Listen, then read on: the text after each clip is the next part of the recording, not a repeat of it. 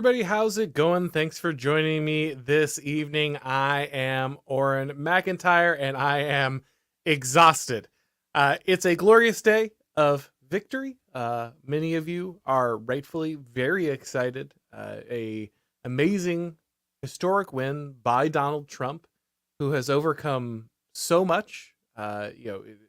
Assassination attempts, attempts to bankrupt him, attempts to strip him from the ballot, attempts to put him in jail, a hostile media, a absolutely voracious Democratic activist class looking to destroy him, a Republican Party that was often trying to sabotage him the entire time, and yet here he is, president-elect once again. I was on the Blazes stream yesterday. If you caught some of our coverage, you know it went very late. And I was also up till like 3 a.m. the day before because I had a flight canceled and like 4 more delayed. It took me forever to get into the studio. So I'm finally back home at the studio here. Great to be back and great to be with you guys. But this might be a little more casual of a stream because I am just very worn out. But I wanted to go over what happened, break everything down, maybe enjoy a little bit of salt from some of our favorite people. But before we get to all that, guys, let me tell you a little bit about today's sponsor. Hey guys, I'm sure you know that your metabolism is your body's engine. It's how your body turns the food that you eat into fuel that keeps you going. Because your metabolism is at the center of everything your body does, optimal metabolic health translates into a bunch of benefits, including easier weight management, improved energy levels, better fitness results, and better sleep. Lumen is the world's first handheld metabolic coach. It's a device that measures your metabolism through your breath. Personally, I found it super easy to use. When you wake up in the morning, you just breathe into the Lumen and the app on the phone tells you what ratio of carbs versus fat you're burning. Then it'll give you suggestions on how to tailor your diet to improve your metabolism. I really like that it also tracks your shift before and after a workout so you can understand how effective your exercise has been. You can track all of your macros in the app, and it serves as a great motivator that allows you to see your results and adjust your plan to optimize your metabolism. So if you want to take the next step in improving your health, go to lumen.me/Auron and use the promo code Auron to get 15% off your Lumen. That's lumen.me/Auron and use Auron at checkout to get 15% off. All right, guys. So Donald Trump won last night. A lot of people, myself included, were not sure that we would have a announcement last night. It's one of those things where we all felt the momentum. If you are someone who's paying attention to the cycle, if you are looking at the media, if you're just looking at the issues at play, you recognize that Donald Trump had all of the momentum. Kamala Harris was a uniquely terrible candidate. And over time, this just wore down any artificial advantage she received from media bias. Yes, she was getting favorable interviews. Yes, they were editing everything. Yes, nonstop, we were having to hear about how Trump is a fascist racist who's going to end democracy and lock women in cages and throw black people into some kind of gulag. This is all stuff that just went on and on endlessly. But ultimately, this rhetoric was just falling apart. Yeah, there's still hysterical leftists screaming it, but the public just seemed to care less and less. Donald Trump had a lot of events that fell in his favor. It was very clear that immigration was a massive issue in this election. We have the story coming out of Ohio about Springfield, and then the many other cities that we learned about with mass immigration, especially from Haiti, dramatically changing those. By the way, shout out to Captive Dreamer Martin on Twitter. He might have changed the course of the election. So if anyone tells you Twitter isn't real life and anons can't make a difference, he literally introduced this issue in a very visceral way to the public. And I don't think this is the only issue.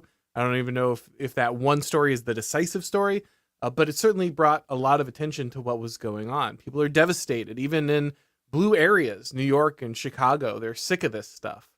We saw the economy being a massive issue. Obviously, inflation, cost of living is out of control. Kamala Harris attempted to bill herself as some kind of reformer for this and ultimately people saw through this. She is functionally the incumbent with Joe Biden, and so people recognized that this was her economy, and these policies would be her policies, and they would continue to be her policies, and this is just the way that life would continue under a Kamala Harris presidency. These were huge issues. Democrats were really only running on one thing. Let's be honest, they were running on one thing, and it was abortion.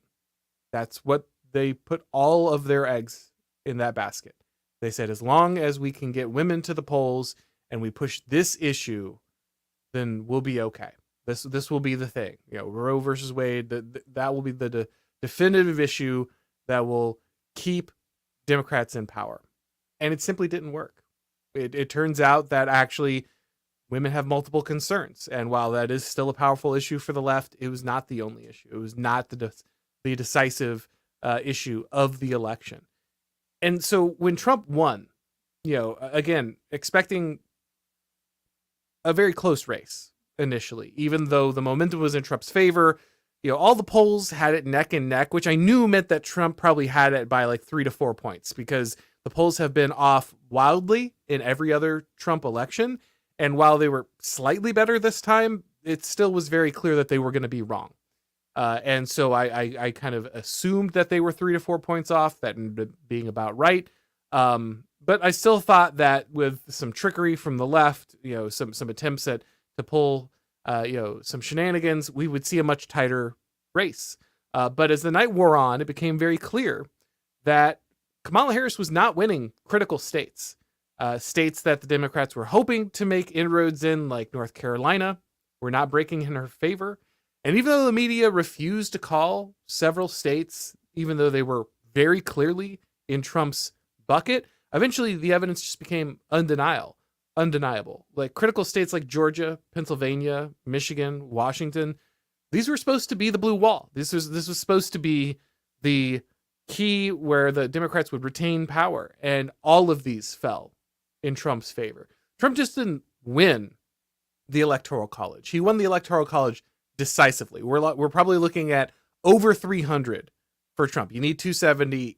He's probably going to go over 300 to secure this victory. And not only is an Electoral College victory, which would be sufficient, but the Democrats have been whining on and on about the Electoral College. The Electoral College is undemocratic. We've got to get rid of it. It's racist. It's sexist. It's all white men put in the Constitution. And we know white men are the worst things that ever existed in humankind. So we just need to get rid of it. Well, he won the popular vote too. And he won it by 3 or 4 points, it looks like. He's gonna probably hold on to the popular vote and probably have it not just by a little bit, but by a few points. So Donald Trump didn't just win. He has a mandate. He has a legitimate mandate.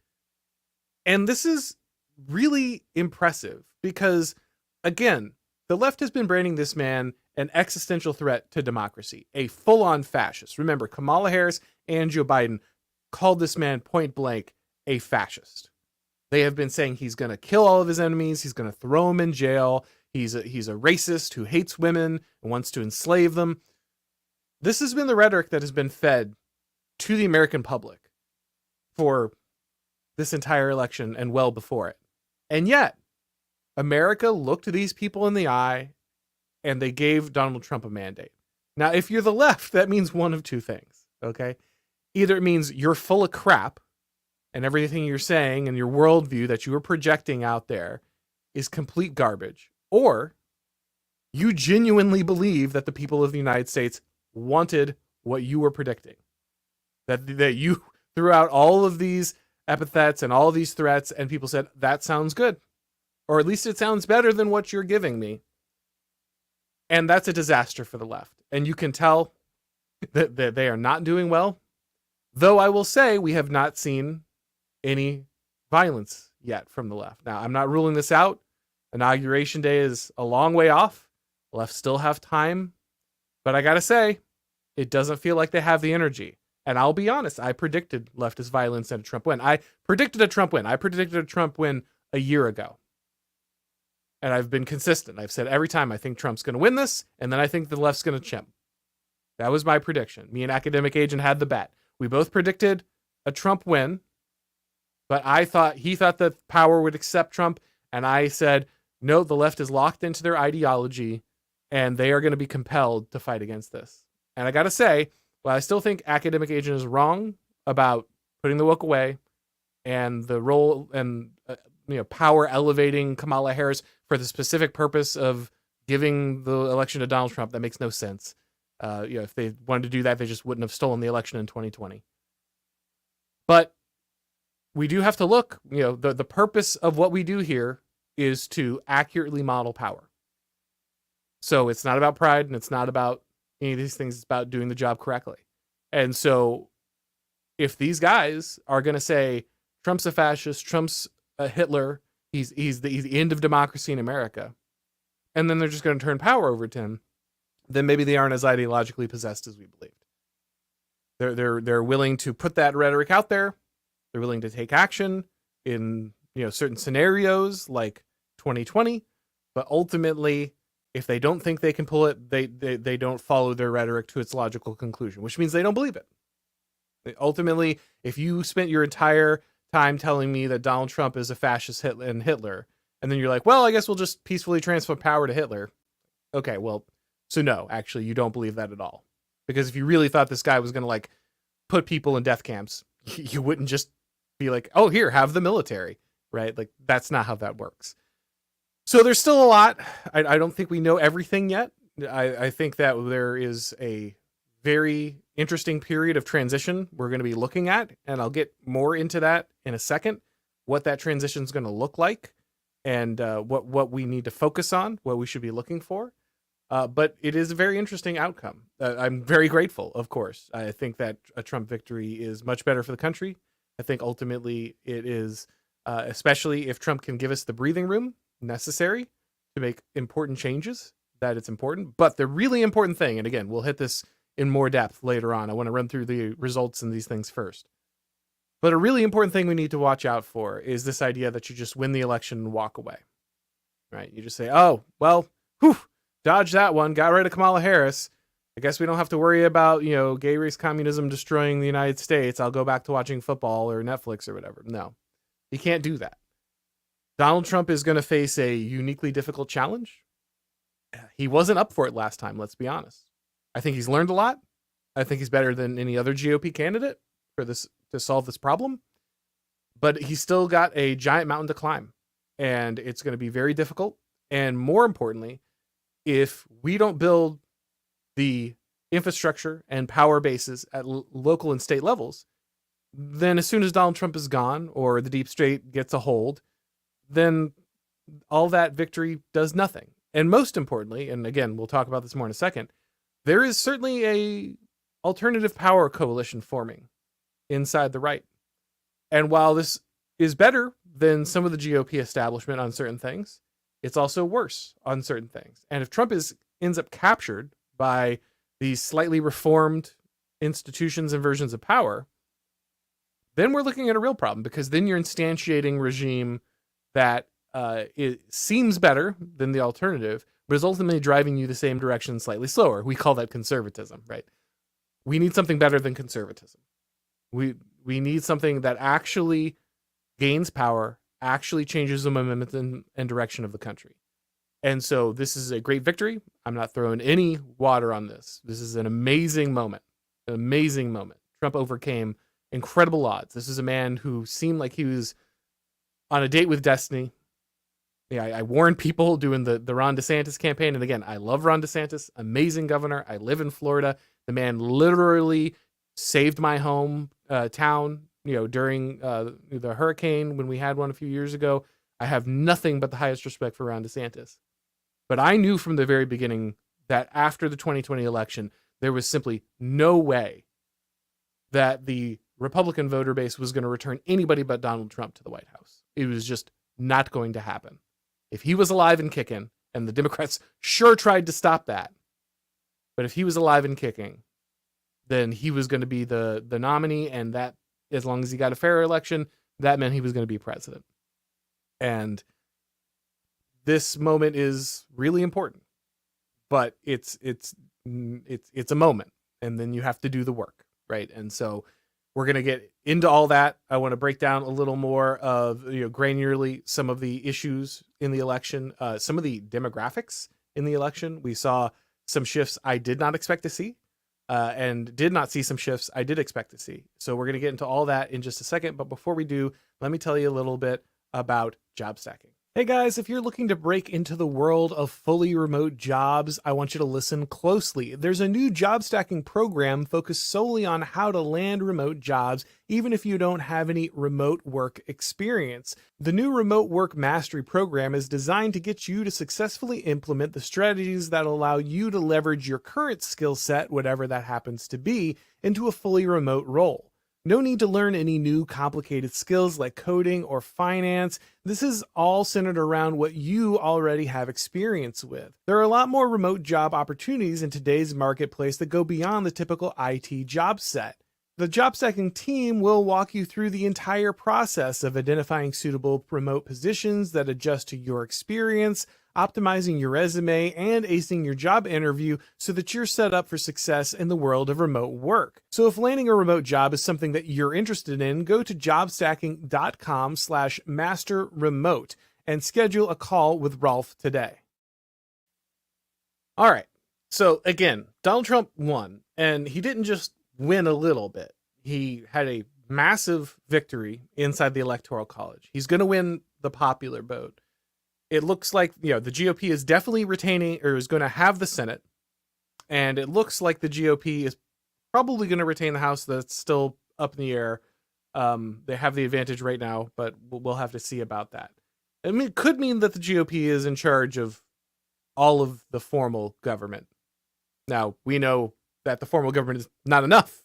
And that means, especially with as weak as the GOP is and as cowardly as the GOP leadership is, that doesn't mean some kind of automatic, conservative revolution or right-wing revolution in the country. But it is good, right? Again, let's take our victories. We want to be careful. We don't want to just throw caution to the wind, but we also don't want to just be blackpilling here. This is a victory moment. This is awesome. The fact that there is so much winning. I'm not tired of it yet. I'm tired of traveling. I'm tired from flying and being up late and streaming, but I'm not tired of winning yet. On top of that, there's some very interesting breakout moments in the voting, right? So you're winning the popular vote, you're winning the Electoral College, you're winning the Senate, you're probably winning the House. You've changed the electoral map pretty significantly and redefined, swing states. I mean, I've lived in Florida almost my entire life. It's been a swing state almost my entire life. Trump won the state by like 15 points. Miami-Dade was red. West Palm Beach was red, right? Like, he won Hillsborough County with Tampa, I believe. Like, that's huge. Like, if you like, this is particular to me because I'm from Florida, so I know these politics a little more because I've worked in state politics a little bit. But that's huge news. Like, that is a sea change, and we're gonna get into why here in a moment. That the demographic information is actually fascinating from this. But the general shift is very big. Now, again, Kamala Harris is a uniquely terrible candidate. Remember, okay? The Democratic Party colluded with the media and basically cooed Joe Biden, who fully expected to be running for president. They cooed him out of office digitally. Like, they just posted some note from Joe Biden on Twitter with no actual attribution, no picture, no like proof of life with a newspaper, right? They completely threw this man out of office functionally, right? He's technically the president, but everybody knows he's not the president. And they elevated Kamala Harris just to lose like this. They went through all that. They discarded the entire primary process of the Democratic Party. Again, they've already rigged it before to get rid of Bernie Sanders. But I'll be honest, and I don't feel bad for Democratic voters, but if you are a Democratic voter, why even pretend like your primaries mean anything, right? Like, Donald Trump was supposed to lose. The Republican Party hated Donald Trump, and he still won the primary, and they still ran him for president. I have a lot to say about the Republican Party and how garbage they are. But when their populist candidate broke through, they actually ran the guy that their people voted for. They didn't pull some kind of shenanigans when he got charged with crimes. They easily could have tried to do something like that. They didn't. They ran Donald Trump. Democratic Party doesn't do that. Democratic Party is like, we're sorry, we pick, we'll rig our primary if we need to. We'll completely discard the results of our primary. Kamala Harris never won a single primary. Not when she ran the first time against Joe Biden, not when she was selected as the candidate of the Democratic Party. They completely discarded our sacred democracy to put her in this position. And they still lost because she's so bad.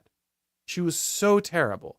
So you look at these numbers and you're like, okay, is this a true shift to the right conservatism, or is this just how bad Kamala Harris was? Hard to know for sure yet, but that's certainly a factor, right? That's certainly a factor. So you have the victory for Trump across the board. Looks like victory for Republicans in very significant areas, House probably, and the Senate. You also saw ballot initiatives be a big deal. Big ballot initiatives like 3 and 4 on legalized pot and abortion in Florida went down, and very close. They're not by much, but they were defeated in Florida. Very interestingly, all of the anti-crime amendments across the country, even in pretty liberal areas, even in California, where they've basically legalized shoplifting and all these things with Prop 47, that stuff, all the anti-crime stuff that like either repealed, those like super liberal laws, or cracked down on, law and order, they all passed.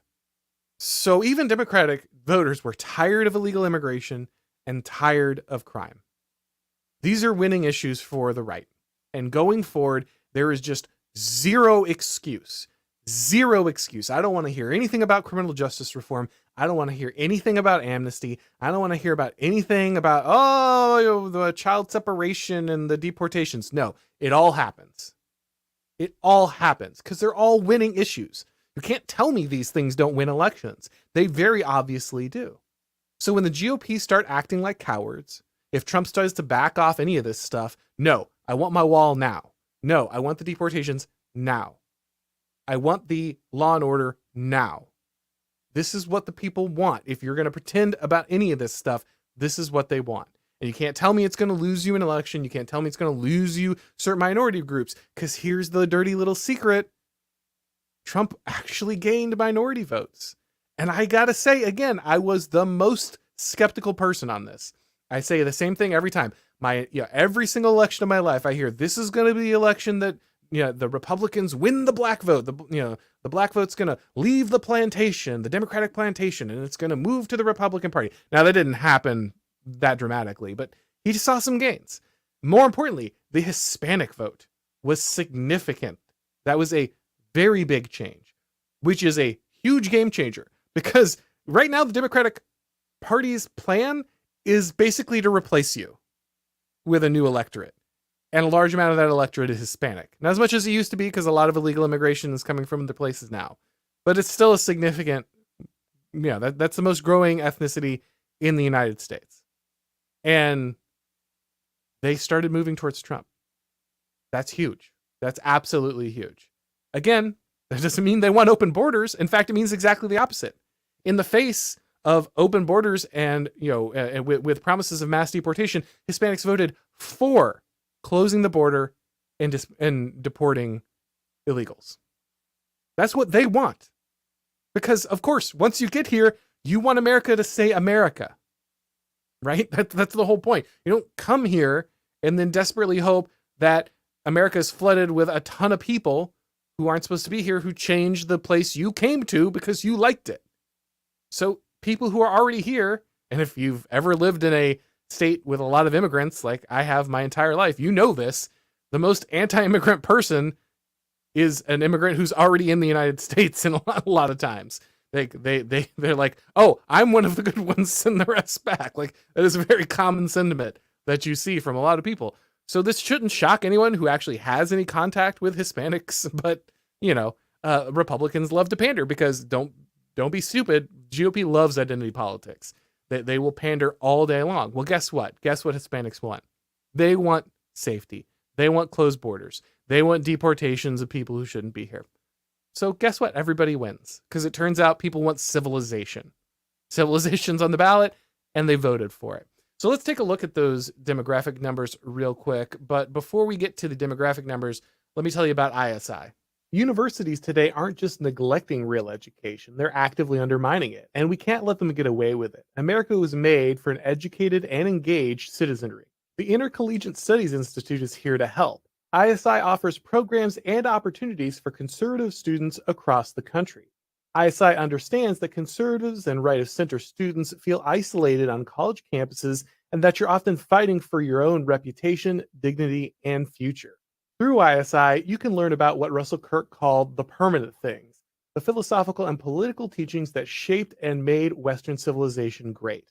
ISI offers many opportunities to jumpstart your career. They have fellowships at some of the nation's top conservative publications like National Review, The American Conservative, and The College Thinker. If you're a graduate student, ISI offers funding opportunities to sponsor the next great generation of college professors.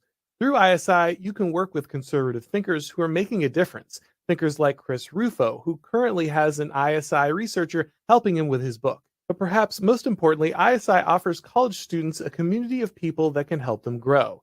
If you're a college student, ISI can help you start a student organization or a student newspaper or meet other like-minded students at their various conferences and events.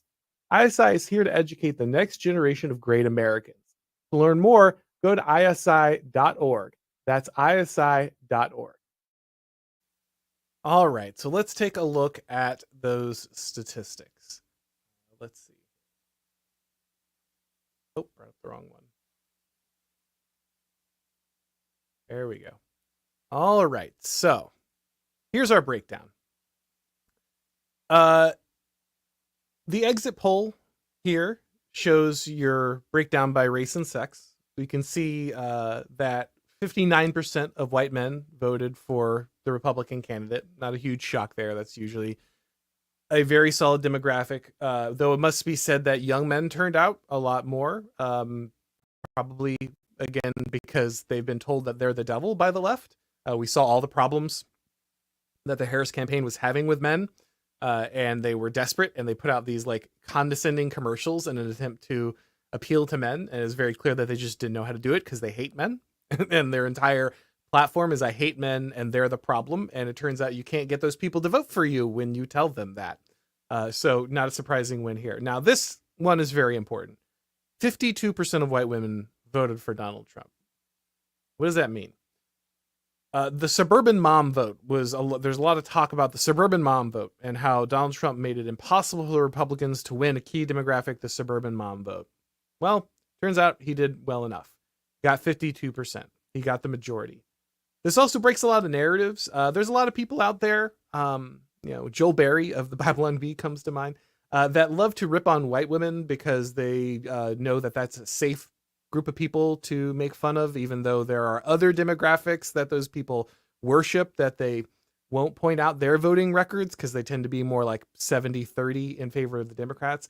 But we've had to hear a lot about how this is the demographic driving wokeness. And I'm not saying that there are no problems there, right? But I am saying that in this election, it's very clear that white women actually showed up for Donald Trump. And again, this is an election in which women's issues were centered, right? This is where the entire Kamala Harris campaign was, she's a woman and she supports abortion. That was basically her entire campaign. She's black, she's a woman, she supports abortion. She has no policies, she has no personality, she has no leadership, she's an idiot, she can't speak, she's not qualified, she couldn't win any primaries, but she's black, she's a woman, she supports abortion. That was the entire left campaign. And it turns out that's not the only thing women care about.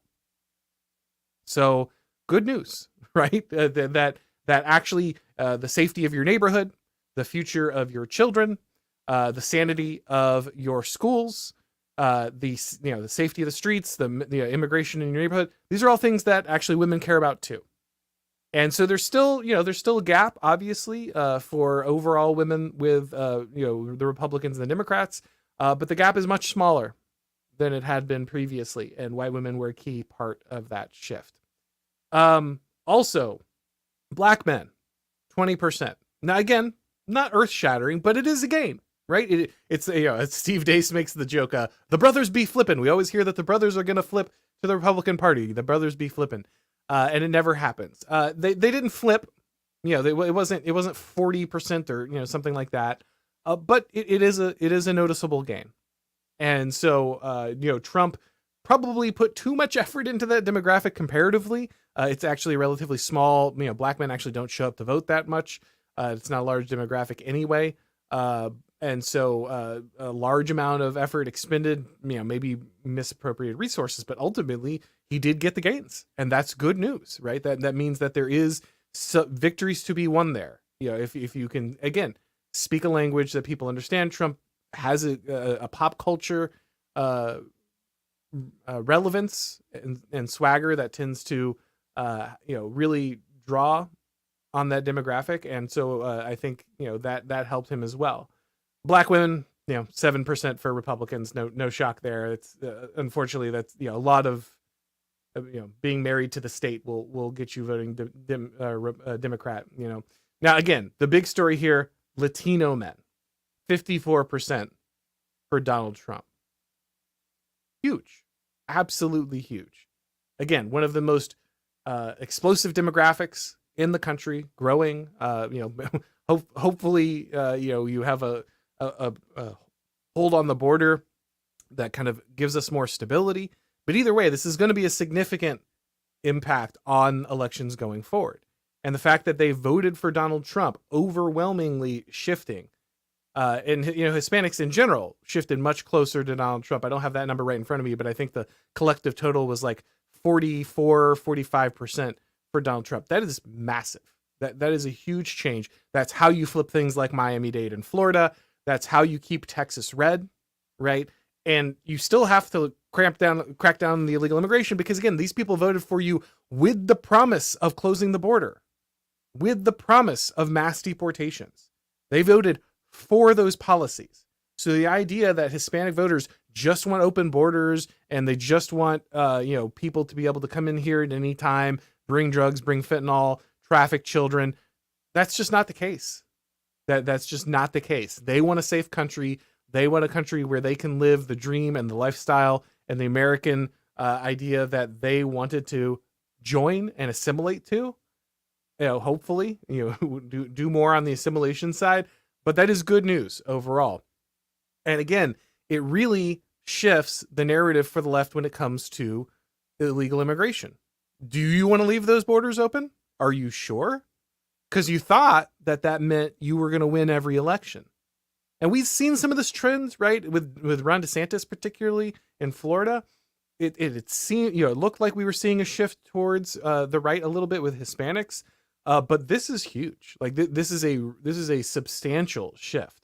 And so I think when we break down these, these demographics, we see a lot of surprises, a lot of narratives didn't hold up. And I think that's really important. Again, it's not the radical change on all demographics that we were promised in many scenarios, but ultimately it was a huge deal. Now let's listen to MSNBC break down a little bit. Al Sharpton is not happy with Hispanics at all, or black men, it turns out, over this. I just say really quickly, too, Democrats need to be mature, and they need to be honest. And they need to say, yes, there's misogyny. But it's not just misogyny from white men. Mm-hmm. It's misogyny from Hispanic men. Right. It's misogyny from black men, things we've all been talking about, who do not want a woman leading them. Can't imagine why the Democrats can't win male votes. Just can't figure it out. It used to be racist, but now it's everybody. All men are the problem. Black men, Hispanic men, you don't get a pass. You didn't vote. You didn't do your duty. You didn't check the box automatically for the Democrats. Well, it turns out they're done with you. They're going to discard you. Might be race issues with Hispanics. They don't want a black woman as president of the United States. You know, And now Hispanics are racist. They hate blacks. And so they don't want a black woman in charge. Just amazing. Just winning. MSNBC, the best part about this is just the left had learned nothing. Look, I got into the hotel at like 3 a.m., after the live stream and everything, and I'm trying to go to sleep, but I'm like, all right, I can't completely go to sleep. I turn on CNN's coverage because I want to see what the other side's saying. And the very first thing when I turn on, they have the one Republican on the panel, right? And he turns to these guys who are just completely devastated and completely shocked. And they have no idea what happened. What's going on? How could we end up in this scenario? And he turns to them and he says, you guys were in a bubble. I've sat on this desk with you for like a year or whatever. We've had these conversations. You only listen to your friends. You only listen to your own media.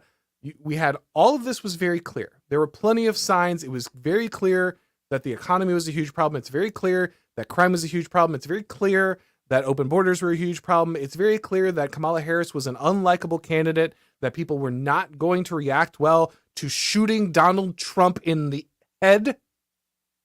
And you guys just ignored all of it. And you just kept saying racist, fascist, racist, fascist, racist, fascist.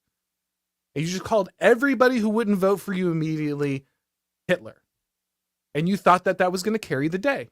And it's time for some introspection. And immediately they lost their minds on this guy. Absolutely lost their mind. Couldn't let him finish a sentence. Van Jones just melted down. It's not our fault. We're not out of touch. It's the kids that are wrong. Like he did the meme. It's all the men. It's all the Hispanics. It's all the white people. It's their problem. We're right. We're righteous. We learned nothing. And they really haven't. They've learned nothing. Absolutely nothing. The leftist commentary, it didn't take pause. They weren't introspective. They didn't think about what happened here. How could we have gone this wrong? How could we have gotten this wrong? The polls have been just insanely wrong. 3 elections in a row. Does that mean anything? Does it mean our commentary is broken? Does that mean our polling system is broken? Does that mean that the basic things that we use to determine how we're doing an election are fundamentally broken because we are so ideologically ghettoed that we cannot see what a basic American looks like? No. Everyone is racist. Everyone is sexist. Everyone is a homophobe. Everyone is a Hitler lover. That's their conclusion. That's legitimately their conclusion. It's absolutely amazing. I mean, love it. They can't, it would be great if these people could, learn to love their country and care about the people here and think about what's best for them. But I know that's not going to happen.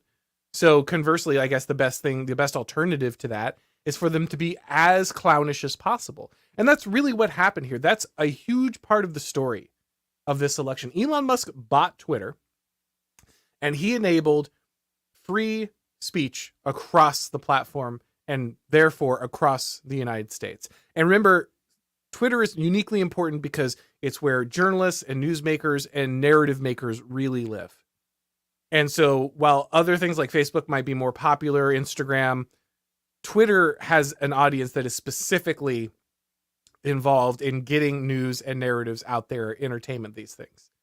The fact that that became a free speech zone meant that the left had a much harder time pulling their shenanigans, pushing their agenda, pushing the propaganda. The minute the media lied about something Trump said, it was immediately fact-checked, immediately debunked, videos pointing out that it was wrong right away. Just boom.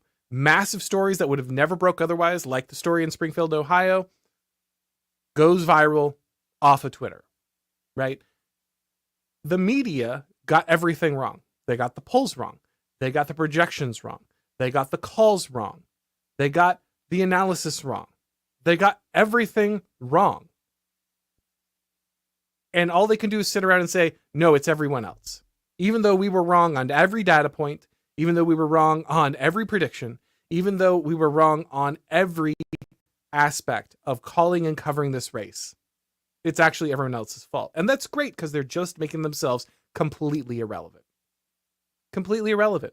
The monopoly on information that the news media held is broken. It's still important. It's still has influence. It's still a huge advantage for the left that they control that much of the apparatus, but it is losing its power very quickly. The cathedral is dying. It is bleeding out in front of us. That's what's happening here. Let me show you another fantastic clip. This is this is Jake Tapper watching which states, which parts of the country, which counties is Kamala Harris outperforming Joe Biden? So you asked, are there any places that the vice president is overperforming Joe Biden in 2020? So we could show you that as well. We just bring that out here. Harris overperforming in 2020. Holy smokes. There you go. So let this go away and see if there's anything on the east side there. Literally nothing? Literally nothing. Literally not one county? So you asked. Nothing. Kamala Harris is so bad, she didn't win a single county in the United States that Joe Biden didn't win. Joe Biden is senile. He doesn't know where he is. He doesn't know what flavor of pudding he's going to eat at lunch. He doesn't know anything. He is uncharismatic. He is completely unable to finish sentences. And he beat Kamala Harris in every way as a candidate. If they had left him in, he would have done better than Kamala Harris if they hadn't literally cooed him out and completely discarded the credibility of the entire democratic process and the entire primary process. He would have performed better. And they got rid of her. Also interesting. Let's check out this graphic here. The popular vote.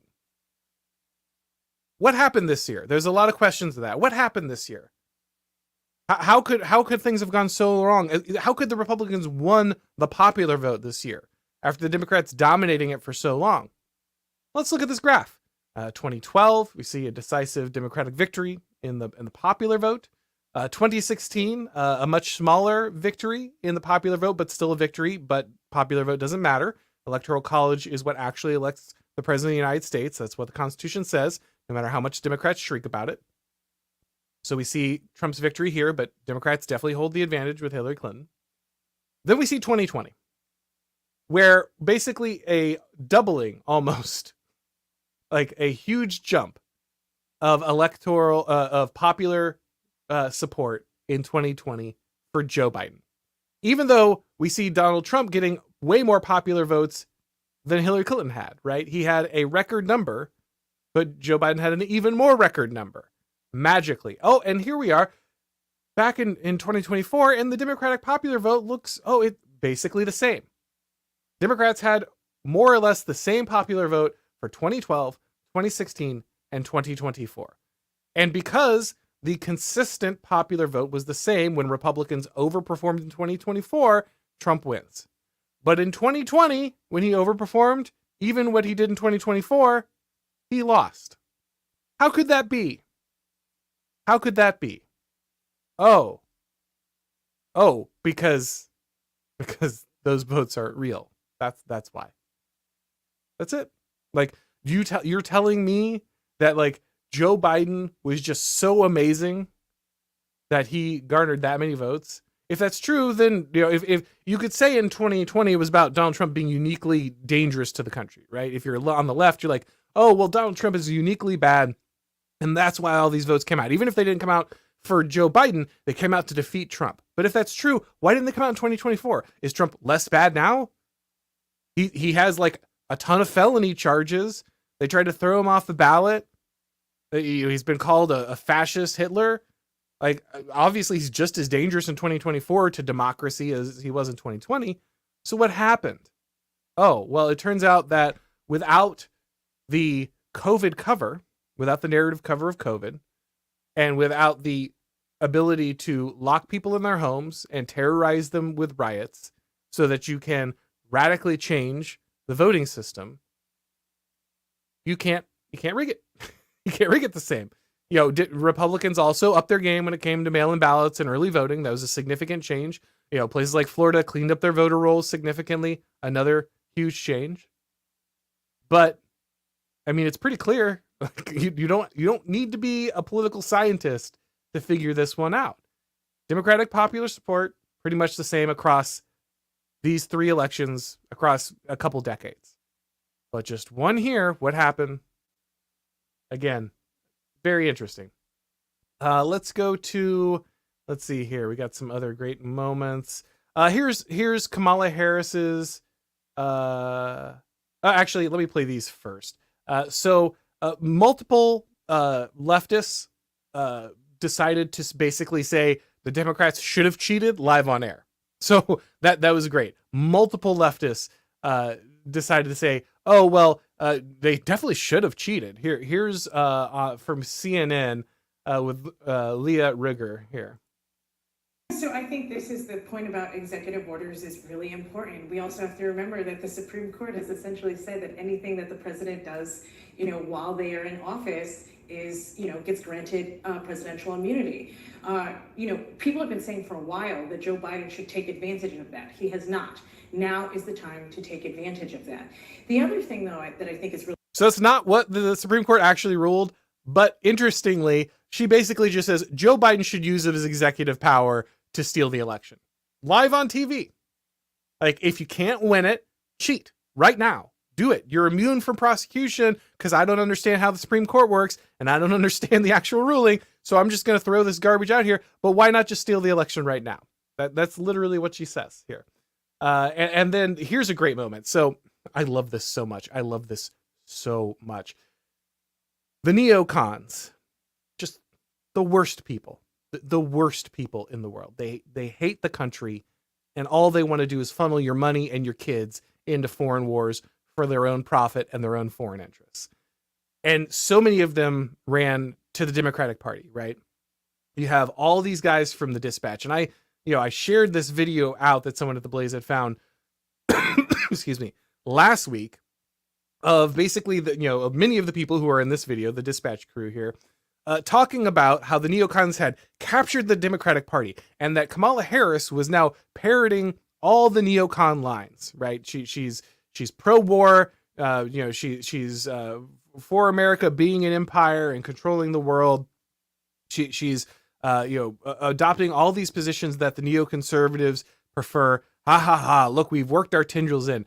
Imagine being the neocons and abandoning your position in the Republican Party where you have ruled for like 50 years, moving to the Democratic Party because of Trump. And by the way, even if you loathe Trump, you should really love him for this, right? Just getting so many of the neocons out of the Republican Party. Beautiful gift. These people move over and they get people to cheer Liz Cheney, installing the Cheneys back into power, the left. The Democrats who called Dick Cheney a war criminal and a fascist and blah, blah, blah, all this stuff, right? They're cheering him going in. And then they lose. They lose. They burn all this credibility. They tank the Democratic Party. They turn it into a party of warmongers and just all the corruption and all the slime off these people. And then they lose. It's beautiful. But they also say, basically, Kamala Harris should have cheated. And I want to be clear. I have always thought it was a coin flip election. I never, the Electoral College they did in 2016. Mm-hmm. This is, again, this is something that I absolutely failed to imagine was possible. And what this speaks to is a structural failure of the Biden administration, which approached the moment of authoritarian, the Biden administration approached the authoritarian attempt with the idea that, like, we're going to fake it until we make it. And we're going to get back to politics as normal by doing politics as normal. We are going to. Now, this is already delusional. Like, they tried to imprison the opposing candidate. They imprisoned guys like Douglas Mackey. They brought political prosecutions against J6 people. There are people who died in prison because of these completely political prosecutions. But he's like, oh, we were just doing politics as normal. To do a whole bunch of popular legislation. We're going to work with Republicans. We're going to try to help red states. Oh, yeah, the Democrats, they're just, they were just being so generous. They're just giving Republicans everything, right? Couldn't you tell? we're going to let the attorney general do whatever the fuck he wants, and we are never going to look crosswise at him because we're not going to politicize anything. Yeah. The Democrats didn't politicize the justice system. You know, the one that was going after Catholics, that's arresting Christians for protesting, the one that is hunting down anyone who was standing many miles away from the Capitol on January 6th. Yeah, they didn't politicize any of it. And if we just act normal enough, everything will go back to being normal. And it turns out that the hour was already later than anybody realized in 2020. And what they should have done was they should have been quite radical. They should have made DC a state. They should have actually expanded the Supreme Court. They should have done a whole bunch of stuff that would have been deeply unpopular and would have caused enormous democratic losses, but would have restructured the framework in such a way as to make it harder for the next authoritarian attempt. So our sacred democracy needed to be completely re-engineered from the ground up, including making DC a state, which was absolutely the exact opposite of what the Founding Fathers created DC to be. We need to pack the Supreme Court. We need to do everything we can to rig elections going forward, even if it costs us in the short term, because ultimately we're building a structural advantage in the long term. Again, this was their same plan with open borders, right? We break the law now because down the road where this is going to secure us victory. He says this explicitly because, like, we can just never let the other side win. We need to rig elections in perpetuity going forward, break the system, even if it's deeply unpopular, even if it's exactly what the people don't want. We need to rig the system and all democratic elections going forward to save democracy. That is his contention online. And I want to say this. Obviously, neoconservative is a term that gets thrown around. It's got a loose meaning. It's more tied to... Anyway, I'm not going to get into the entire meaning of neocon. Today, for most people, it means warmongers, especially people who are super obsessed with America defending Israel, even if it's completely not in our interest and has no connection to our foreign policy. I want to make it clear that while a lot of these people have moved to the Democratic Party, there's still plenty of this on the Republican side. And that's one of the things that absolutely has to change. Okay? Absolutely has to change. These people are nefarious. They got pushed out of the Republican Party, many of them, but there are still people in the Republican Party that love foreign wars, can't get enough of it, think America should be a constant empire, spending our blood and treasure elsewhere when we have desperate needs here at home. Never care about America's borders, never care about America's security, only care about the borders of Ukraine or Israel or in some of these other nations. They should not hold sway in the Republican Party either. And that needs to change. Donald Trump was relatively good on war, but he needs to have a hard line when it comes to foreign aid as well. We just need to get rid of it. We need to stop giving money to Ukraine, Israel, anyone else. America first means America first all the time. And it's great that a lot of these people fled Trump in the first administration and went to the Democratic Party, but it just needs to be very clear that the Republican Party is not down for this at all. If you believe in those things, you have a home. It's the Democratic Party. Go hang out with Bill Kristol. Go hang about with these real patriots over at the Dispatch. Because you don't belong here. You do not belong on the right. The right is for America, peace through strength.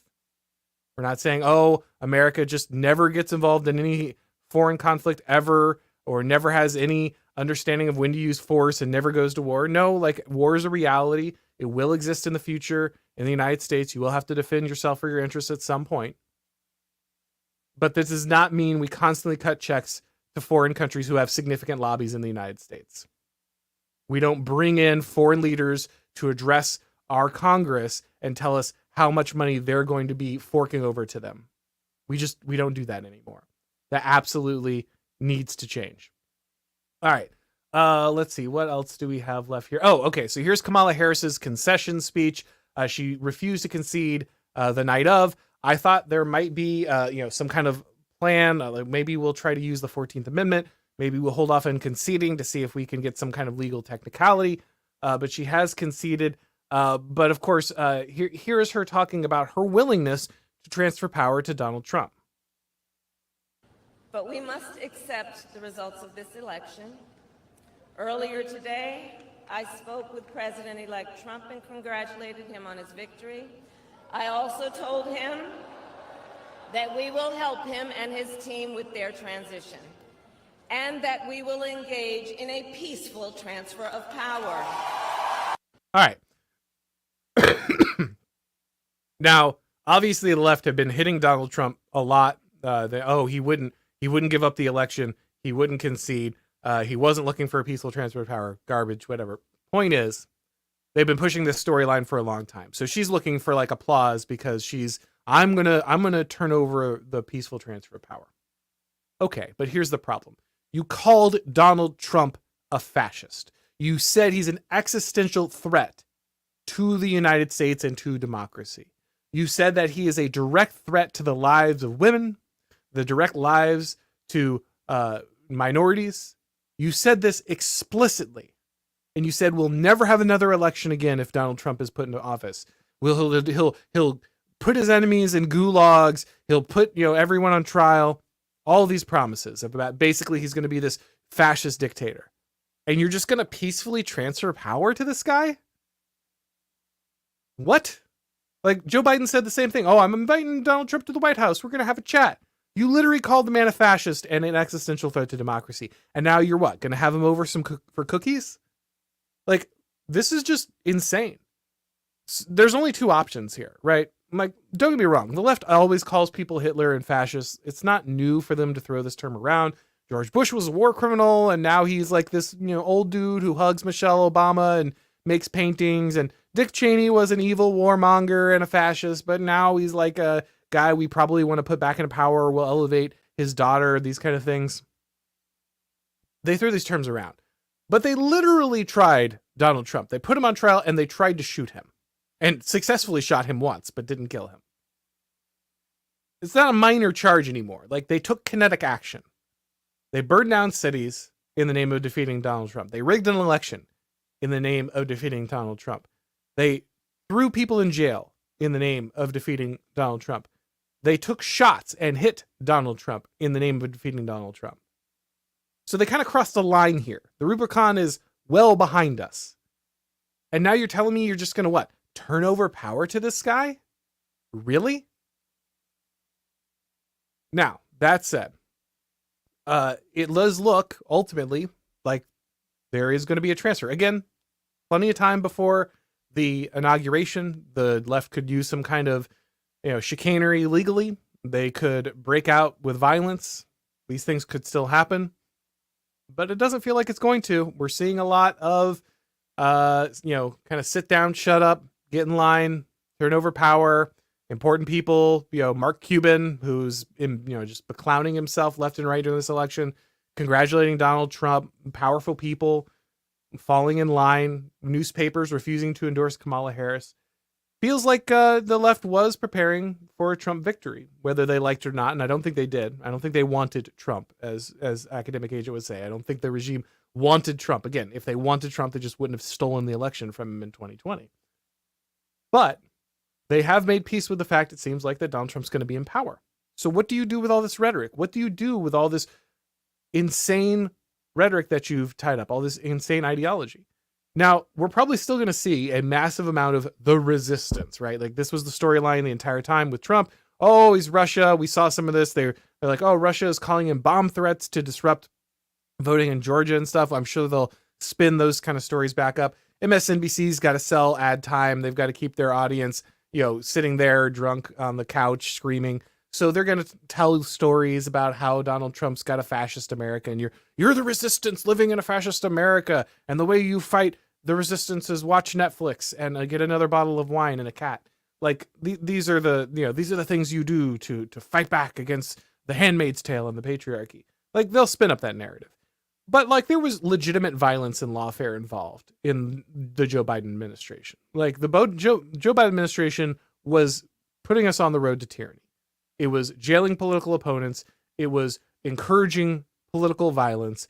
It was rigging stuff. Like, it was surveilling Americans. It was pressuring social media for censorship. It was bad. And we were heading into a very bad moment. It's going to be interesting here. It's really going to be interesting. the scariest thing for me, and this will be my last thing because we're already running long and there's a lot of super chats, so I wanted to get to those real quick. The thing I worry about now is the transition. Obviously, we still, there still could be violence, there still could be the left could try to pull something. But assuming none of that happens, the thing I worry about now is the conservatives, the right, just kind of being like, well, we won the election and walking away, right? Not holding Donald Trump accountable, not getting Donald Trump to take these actions. Look, I'm going to be real frank. I don't think Donald Trump is like Sulla. I don't think he has a vengeful streak. I don't think he's going to do any of the garbage that the left is talking about. I mean, give me the President Trump that the left feared when he was going to, settle these scores and these enemies who absolutely committed treason, like his military generals. Absolutely treasonous, right? These people should be at jail at minimum, right? At minimum, they should be in jail for the rest of their lives. There are lots of people who need to be pardoned. There are J6 people who need to be pardoned. There are, people who need to go to jail. The FBI needs to be dismantled. No, we're not putting in a new director. No, completely removed. And a new, even if you need federal law enforcement, we didn't always have federal law enforcement, by the way, but if you have to have it, you need to completely remake a new agency with loyalists from the ground up. And so now the question is, can Trump staff these agencies? Can he actually dismantle the bureaucracies? Can he actually address the administrative state? The good news is he was not ready to do that in 2016 very clearly, but many of the people in his administration learned that lesson, and many of the people who have joined his administration, guys like J.D. Vance and Vivek Ramaswamy will probably have some role. I don't know that for sure, but just speculation. Both these guys have talked a lot about the administrative state. That needs to happen. They need to dismantle this stuff. I did a whole stream on the way that Elon Musk could get involved in this, right? He's another guy who has talked a lot about the need to cut this. He's even said he's going to bring in Ron Paul. Great, do it. But do it. Actually do it. Don't talk about it. Do it. I need to see mass deportations. I need to see the wall. This has to happen. I don't want to hear about how Congress doesn't have $6 billion. We've given hundreds of billions of dollars to Ukraine and Israel at this point. I don't want to hear one word about how we don't have the money. Build the wall, deport people. I don't care how many crying grandmas are on the TV. Get these people who don't belong here out of this country now. No hesitation, no excuses, no, the media, it's hard to... No, make it happen. Everything you need to do with executive orders, do it. Everything you need to pass through Congress, of course, make it happen, but make it happen immediately. My biggest concern is that Trump doesn't do much.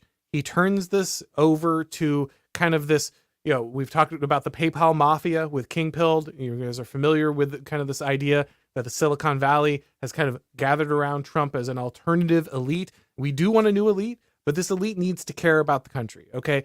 We've already heard from Vivek Ramaswamy and Elon Musk that they basically want open borders, but, legally.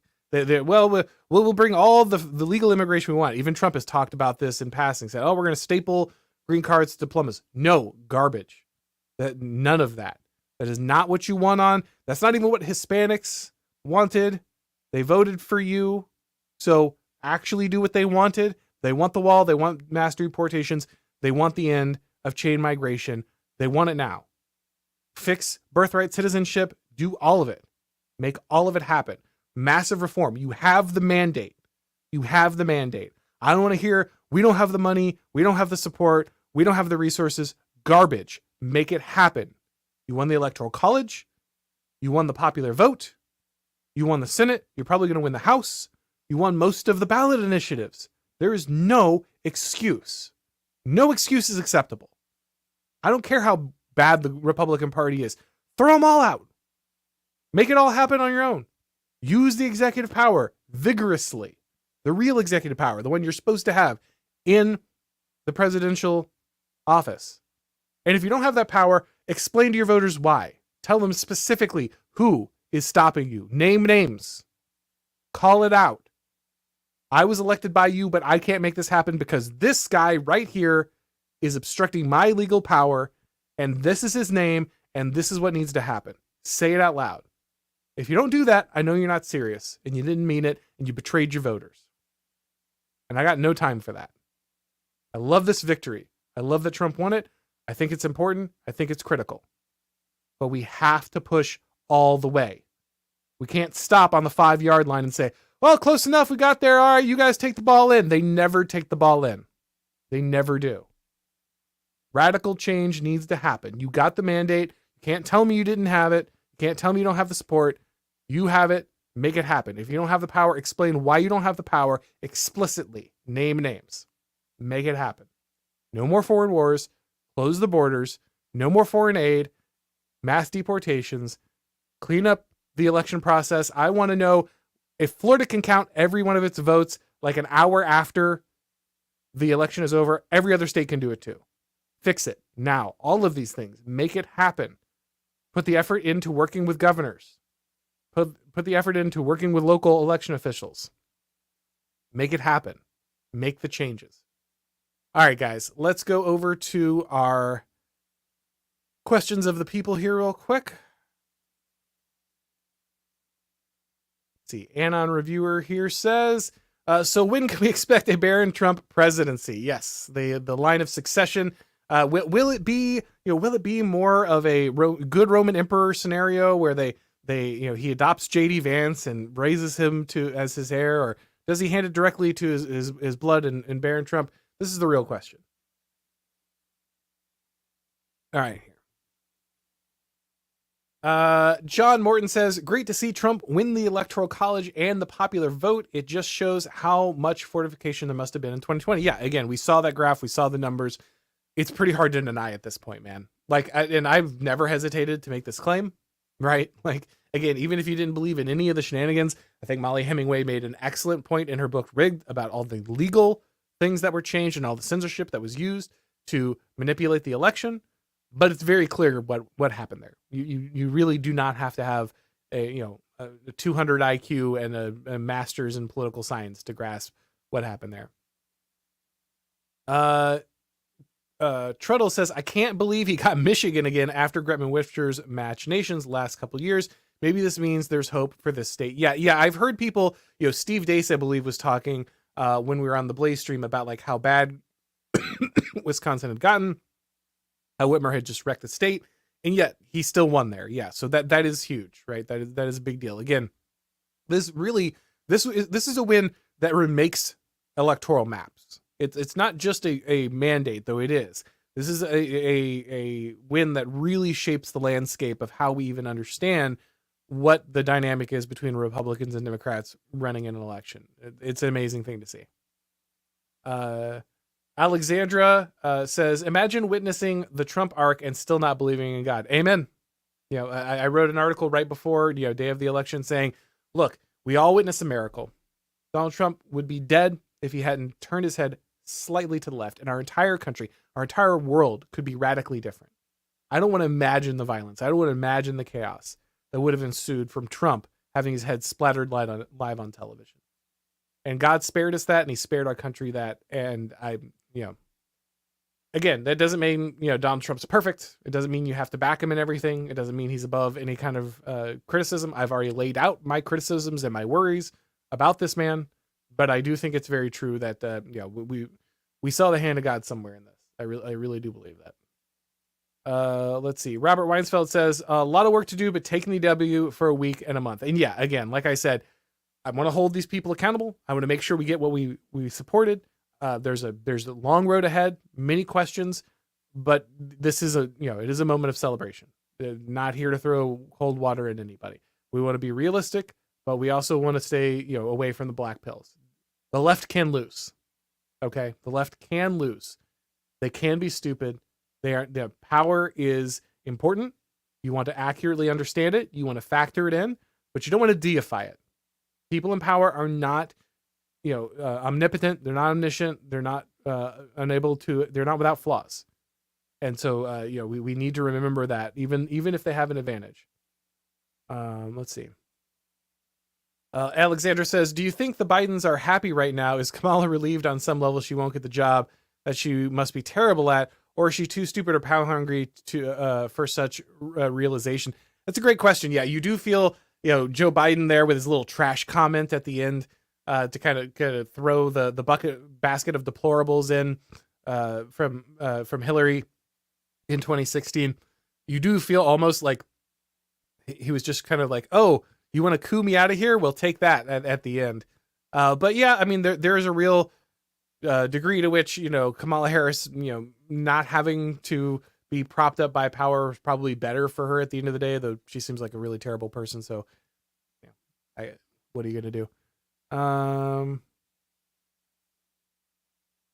Rusty Shackelford says, anyone questioning the demographic shifts, look at the red turnout in the border regions of Texas and how close the presidential race was in New Mexico. Yeah, again, the Democrats were really, really betting on the strategy of, we'll just leave the borders open.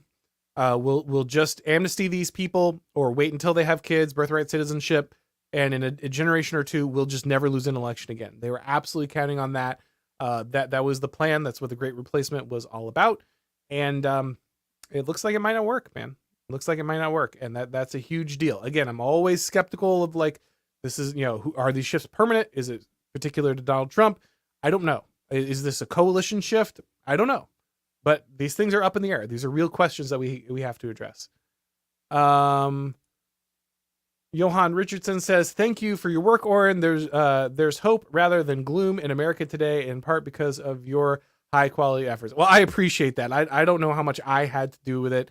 I'm doing the commentary. I try to help people understand things as much as possible, to the extent that a politician or, an influence person listens to me. That's awesome. I hope I have some kind of effect like that. But I was a high school teacher 2 years ago. I'm doing my best. I'm very blessed to be in the position I'm in. I'm very blessed to have the audience that I have, the very, very generous people who've been with me, many of you since the very beginning. And so I hope I can make a positive impact, but obviously, just one guy. Let's see here. Unmeal says the problem is check notes men. Yeah, again, we got that pretty much constantly. Men. Emil also says, also cigars for AA win. Again, like I said, this is obviously points in AA's favor. I expected a chimp after the announcement. We did not get it. I expected some level of shenanigans. Apparently there was a little bit that was tried with one voting center, and basically the Republican Party, with much better leadership and more prepared this time, said, we are immediately going to sue you. That's illegal. And they went back to counting. These are things in favor of academic agent. I will admit. That said, again, I don't think the woke's going anywhere. I mean, academic agent's country is literally just moving the entire third world there, while talking about how the United Kingdom and the British people are just an idea, and diversity is our strength. And if you don't agree with that, we're going to put you in jail. So I don't really think the woke is going anywhere. But again, I might have over indexed the level of ideological commitment that the left had in this moment with power. Again, I do want to be careful. In many ways, academic agent, what academic agent is just kind of saying is the left can never lose. It's always power controls everything all the time. It's perfect. Power never makes mistakes. Power is never stupid. Power always selects what's going to happen. They're never blinded by ideology or their own beliefs. Power is always perfectly maintaining control all the time. That's just wrong. They can make mistakes. They can be stupid. Kamala Harris was not elevated because they just wanted, or she's a jobber and they really wanted Trump. That's just not true for the left. There are certainly elites in the United States that did want Trump. Obviously, Elon, David Sachs, Mark Andreessen, guys like this. But if we don't think that's a counter elite, then what is a counter elite, right? Like, that just doesn't make any sense. That said, again, he was right about the commitment to violence and that they had made, and it doesn't seem like that's going to happen. And so I will happily hand him a cigar and adjust my model accordingly. Because again, the purpose is to get it right, not to be right. It's to be accurate and to do your job correctly. But again, I'll hand it over if there's no violence, just because I said I would. But I still think he's wrong about the woke being put away. I don't think that's correct. I think he's just rebranding it. I think it'll just get a new coat of paint and get pushed forward. In fact, we might even see it get further advanced by the very people who are currently solidifying power on the right, because functionally these people are just 90s Democrats. Donald Trump, RFK, Elon Musk. These are not conservatives. Like, I like Donald Trump. He's much better even than many establishment conservatives. But let's just be clear about who these people are. Bram Zwingle says, missing 20 million votes, a Scooby-Doo mystery. Yeah, it's real hard to figure that one out. Life of Brian says, one caution, there were the worst conditions possible for the Dems, and they barely lost and might take back Congress. Yeah, again, it could be a uniquely bad candidate with after a uniquely bad presidency. All of this is possible. These may not be definitive changes long term, and we don't want to read everything in the one election. But the Dems got here for a reason. They selected the uniquely bad candidate for a reason. They were put into these positions by their own policies and their own decisions for a reason, because their ideology compels them to do that. Again, if you think power's perfect, then they should never be in any of these scenarios. Power should just always get things right. They should always do exactly what is good for power all the time, and should never be in these uniquely bad situations. But I don't believe that. Like, I do believe that they can actually buy into their own ideology and they can make mistakes. And so in that scenario, these conditions aren't necessarily uniquely bad because they are products of a ongoing ideology that is still held. Paladin YYZ says that despite all the red on the map and all the blue shifting red, I can't help but notice that beneath the Red Sea, Cthulhu is swimming to the left and maybe faster than ever. Yes, again, we see the recentering of the conservative coalition around people who are really not conservative in any significant sense. People who are fine with all kinds of mass immigration as long as it's, taking American jobs, but with diplomas this time. Like, that we see people who are, big fans of like Caitlyn Jenner and stuff. And, so, again, I'm very glad that Elon's on our side. I'm very glad that Donald Trump won this election. He's better than Mitch McConnell. But we need to understand that ultimately there is in many ways in which the fact that the Republican Party is becoming the 90s Democrats and the Democrats are becoming a wild radical thing just means that we're shifting so far left that Bill Clinton would now be a Republican. And let's be honest, that's pretty much what's happened. Donald Trump is just running as Bill Clinton, right? Like, actually, he's to the left of Bill Clinton on things like gay marriage. So, I am Guardian 62 says, so is Elon friend or enemy? Remains to be seen. Really just does remain to be seen.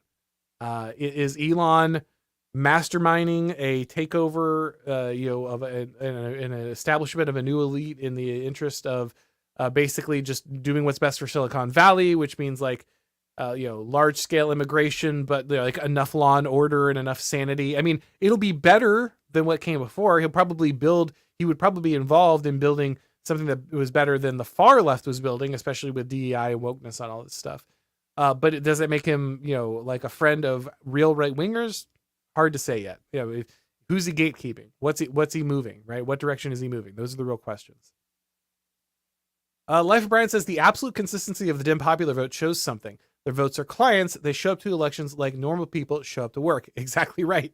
It's exactly right. These are people who have married the state. They're people who are counting on the state for the benefits to make sure that they can continue doing what they're doing. Dan says, super chatting just in case you need to buy a cigar. Well, thank you very much, Dan. I appreciate it. I saw, you profited very well from the election. So I will take that and use that to possibly fund my my cigar purchase should I need to do so. The girly says, I was watching the rally live when the attempt happened, and good Lord, I was horrified by how narrowly we escaped the nightmare scenario. Yeah, that is wild. It's wild. And things could have gotten very, very bad. And people don't, amazing. The funny thing, people will ask for the proof of God or the proof of the divine or the supernatural.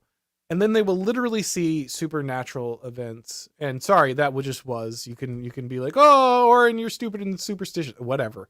Like, they will see the hand of God and providence will protect them.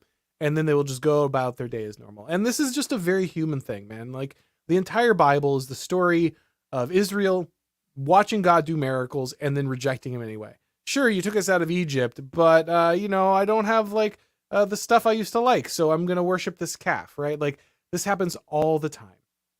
This is just human nature. And so people will watch like straight up miracles occur in front of them, and then they will go about their business as if they've seen nothing. And that's unfortunate, but we really did see that.